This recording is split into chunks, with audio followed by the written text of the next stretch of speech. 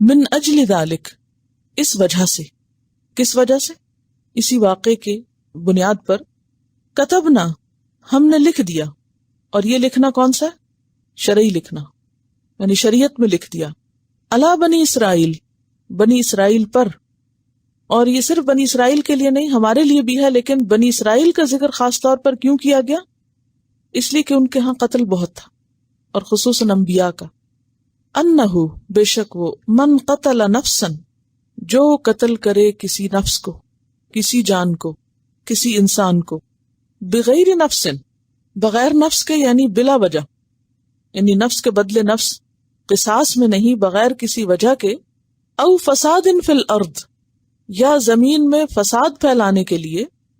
فکأنما، تو گویا کہ، فا پس، کأنما گویا کہ، قتل اس نے قتل کیا، الناس جمیعا سارے انسانوں کو. جس نے ایک قتل کیا گویا اس نے سارے انسانوں کو قتل کر دیا. وہ کیوں؟ اس لیے کہ اس نے انسانی جان کی حرمت کے قانون کو پامال کیا. اور ایک انسان کی حرمت ایسی ہی ہے جیسے سارے انسانوں کی، یا سارے انسانوں کی حرمت ایسی ہے جیسے ایک انسان کی، کیونکہ انسان ہونے کے ناطے سب برابر ہیں. یہ ایسی ہے جیسے کذبت قوم نوح المرسلین، کہ قوم نوح نے سارے رسولوں کو جھٹلایا، حالانکہ انہوں نے صرف نوح علیہ السلام کو جھٹلایا تھا. تو ایک رسول کا جھٹلانا سارے رسولوں کو جھٹلانا ہے. اور ایک انسان کا قتل گویا سب کا قتل ہے. اور اس کی ایک وجہ یہ بھی ہوتی ہے کہ جب ایک انسان قتل ہوتا ہے تو پھر وہ وہیں پہ سلسلہ بند نہیں ہوتا، پھر ایک چین ریاکشن شروع ہو جاتا ہے، قتل کے بدلے قتل، اور یہ سلسلہ آگے بڑھتا چلا جاتا ہے. اس بات کو سمجھنے کے لیے ایک مثال آپ کو سامنے رکھوں گی، مسلم اسپین کی. اسپین کے مسلم عہد کے آخر میں مسلمان اپنی نااتفاقی کی بنا پہ کمزور ہوئے تھے. اسپین میں مسلمانوں کا ڈاؤن فال ہوا تھا نا، تو اس کی بنیاد یا اس کی وجہ کیا تھی؟ تو سب سے بڑی وجہ آپس کی نااتفاقی اور آپس کا بغض. پہلے وہ الگ الگ ریاستوں میں بٹے، پھر ایک ایک کر کے یہ ریاستیں ختم ہوئیں. آخر انہوں نے سلطنت غرناطہ قائم کی، جس کا پہلا سلطان نصر بن یوسف تھا، جو ابن الاحمر کے نام سے مشہور ہے، اور اسی نے الحمرہ تعمیر کرایا تھا. سلطنت غرناطہ کا تیسرا بادشاہ محمد مخلوع تھا. اس کو اس کے بھائی نصر بن محمد نے 710 ہجری میں قتل کرا دیا. اس کو کس نے قتل کرایا؟ اس کے بھائی نے، تاکہ کوئی اس کا سیاسی رقیب باقی نہ رہے. اس قتل نے شاہی محل کے اندر احترام جان کی روایت کو توڑ دیا، یعنی جان کی حرمت کا جو ایک لحاظ و پاس تھا وہ ختم ہو گیا. اور پھر بادشاہوں کے قتل کا ایک لامتناہی سلسلہ چل پڑا، یعنی ایک کے قتل کے بعد پھر یہ سلسلہ رکا نہیں. اس کے بعد سلطان ابو الولید کو اس کے بھتیجے نے 725 ہجری میں قتل کر ڈالا. اس کے بعد سلطان محمد تخت پہ بیٹھا، اس کو اس کے رشتہ داروں نے 733 میں قتل کر دیا. اس کے بعد سلطان یوسف سلطنت غرناطہ کا حکمران ہوا، مگر وہ بھی 755 میں نیزہ مار کے ختم کر دیا گیا. اس کے بعد سلطان اسماعیل تخت نشین ہوا، لیکن 761 میں خود اس کے بھائی نے اس کو قتل کر دیا. غرض اس طرح ایک کے بعد ایک بادشاہوں کا قتل ہوتا رہا، یہاں تک کہ 897 میں خود سلطنت غرناطہ کا خاتمہ ہو گیا.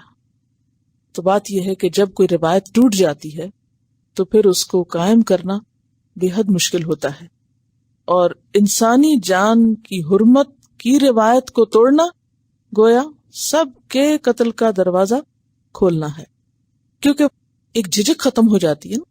اور قاتل بھی جب ایک دفعہ قتل کر لیتا ہے تو پھر اس کے بعد اس کا خوف ختم ہو جاتا ہے. کوئی بھی کام انسان جب پہلی دفعہ کرتا ہے تو وہ اس کے لیے بہت بھاری ہوتا ہے، اور جب وہ کرتا چلا جاتا ہے تو پھر آسان ہو جاتا ہے. تو اس لیے ایک قتل محض ایک قتل نہیں، ایک قتل کا راستہ کھولنا اور قتل کو دعوت دینا ہے اور ساری انسانیت کو قتل کرنا ہے. اس بات کو اس لیے بیان کیا گیا تاکہ قتل کے جرم کی جو شدت ہے اس کو محسوس کیا جا سکے. بعض اوقات قتل کرانے کے لیے ہٹ مین ہائر کیے جاتے ہیں جو قتل کر کر کے اتنے عادی ہو چکے ہوتے ہیں اور اتنے مشاق ہو جاتے ہیں اس اپنے کام میں کہ ان کے اندر سے احساس بھی ختم ہو جاتا ہے. وہ پیسے لیتے ہیں اور اسی طرح جا کے انسانوں کو مار دیتے ہیں جیسے کوئی کسی جانور کو ذبح کرتا ہے. سیریل کلرز بھی. وَمَنْ أَحْيَاهَا، اور جس نے اس کو زندہ کیا، یہ نہیں کہ اس میں جان ڈالی، مراد یہ کہ مرنے سے بچا لیا، یہ مراد ہے. احیاہا، روح نہیں ڈالی بلکہ اسے مرنے سے بچایا. مثلا ایک شخص دوسرے کو قتل کرنے کا ارادہ کر رہا تھا، کسی کو پتہ چل گیا تو اس نے اس کو سمجھا کے اس کا غصہ ٹھنڈا کیا اور اس کو اس ارادے سے باز رکھا. یا پھر یہ ہے کہ لوگوں کے اندر اس بات کا شعور پیدا کیا کہ وہ انسانی جان کا احترام کریں. یا پھر یہ کہ کوئی شخص ڈوب رہا تھا تو ڈوبتے کو بچایا، کوئی جل کے مر رہا تھا تو جل کے مرنے والے کو بچایا، کوئی بیمار تھا، کسی کا ایکسیڈنٹ ہو گیا، کسی کو ہارٹ اٹیک ہو گیا، قریب تھا کہ وہ ختم ہو جائے تو اس نے فوری طور پر آگے بڑھ کر اس کی مدد کی اور اس کو موت کے منہ سے نکال لیا. یا کوئی شخص کسی شدید خطرے میں گھرا ہوا تھا تو اس نے اس کو اس سے وارن کر دیا اور بچا لیا. تو یہ ساری صورتیں جس میں انسانی جان کو محفوظ کرنا ہو یا بچانا ہو، یہ اتنی بڑی نیکی ہے. یا کسی کو جیسے بلڈ ڈونیٹ کیا کہ ایک شخص خون کی کمی کی وجہ سے مر رہا ہے، اس کو خون مل گیا کسی کا، تو یہ نیکی کس نیکی میں سے ہے؟ فَكَأَنَّمَا، تو گویا کہ احیا، اس نے زندہ کیا، الناس جمیعاً، سارے انسانوں کو. یعنی اس نے اتنا بڑا ثواب کمایا، گویا اس نے سارے انسانوں کی زندگی کو محفوظ کر دیا.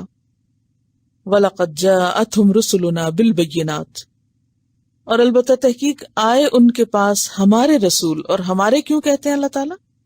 رسولوں کو عزت بخشنے کے لیے، ان کے بلند مرتبے کو بیان کرنے کے لیے. بالبینات، بینات کے ساتھ. اور بینات کیا ہیں؟ واضح نشانیاں، معجزات. ہمارے رسول ان کے پاس، ان سے مراد یہاں کون ہے؟ بنی اسرائیل.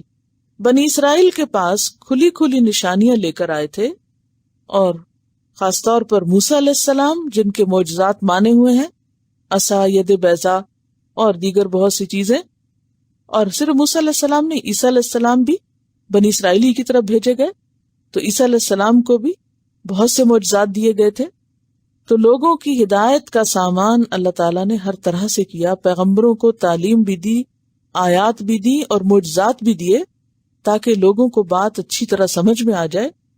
لیکن لوگ پھر بھی نہ سمجھے. ثم ان کثیرا منہم، پھر بے شک ان میں سے بہت سے، بعد ذالک، اس کے بعد. کس کے بعد؟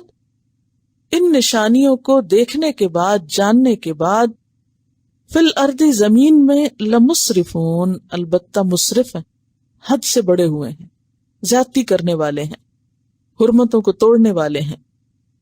تو اس آیت کا خلاصہ یہ ہے کہ قتل انسان بہت بڑا جرم ہے، اور ایک انسان کو بھی بچانا بہت بڑی نیکی ہے. ایک رسول کو ماننا سارے رسولوں کو ماننا، اور ایک رسول کا انکار سارے رسولوں کا انکار ہے. اور پھر یہاں رسولوں کے مقام کا بھی ہمیں پتہ چل رہا ہے. اور ایک خاص بات جو پتہ چلتی ہے وہ یہ ہے کہ کسی کو قتل کرنا بغیر قصور اور وجہ کے تو بہت بڑا جرم ہے، لیکن انسانی جان کو محفوظ کرنے کے لیے قتل کرنا یہ نیکی ہے. مثلا کتب علیکم القصاص فی القتلى، اللہ نے لازم کیا الحر بالحر والعبد بالعبد and so on. اور پھر کیا فرمایا؟ وَلَكُمْ فِي الْقِصَاصِ حَيَاةٌ يَا أُولِي الْأَلْبَابِ، اے عقل والو تمہارے لیے قصاص یعنی بدلہ لینے میں زندگی ہے. تو اگر کوئی شخص کسی کو قتل کرے اور بدلے میں اسے قتل کیا جائے تو یہ قتل اس میں شامل نہیں ہوگا. اسی لیے فرمایا من قتل نفسا بغیر نفس، تو النفس بالنفس جائز ہے. اور جائز ہونے کی صورت کیا ہے؟ فساد فی الارض، فسادیوں کو پکڑ کے قتل کرنا. اور فساد کی بہت سی قسمیں ہو سکتی ہیں، ہر فساد پہ قتل نہیں ہے، کیونکہ ہم فساد کا لفظ بہت عام بولتے ہیں. چھوٹا موٹا بچوں نے کوئی کام خراب کر دیا تو وہ کہتے ہیں کیا فساد کیا. تو فساد یا بگاڑ تو عام ہے، لیکن یہاں مخصوص فساد کی طرف اشارہ ہے. مثلا ڈرگ ٹریفکنگ جو ہے، ڈرگز کا استعمال جو ہے لوگوں کے اندر، نشے کو عام کرنا یا ایسی چیزیں.